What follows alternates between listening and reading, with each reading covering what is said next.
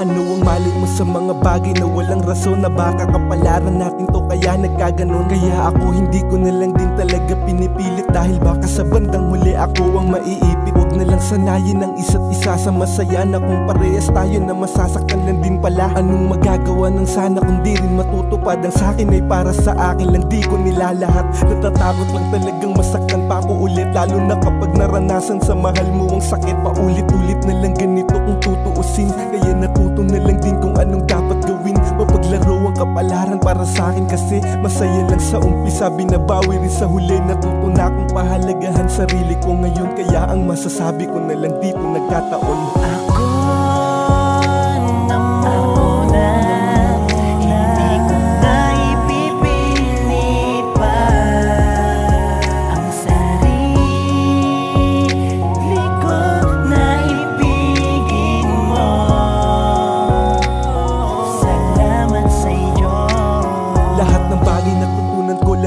Sa'yo na kung paano babawiin ang sinakripisyo ko. Malayo na sa dati na ikaw ang palaging hiling, kaya kung hihingi ng tawad sa sarili na lang din.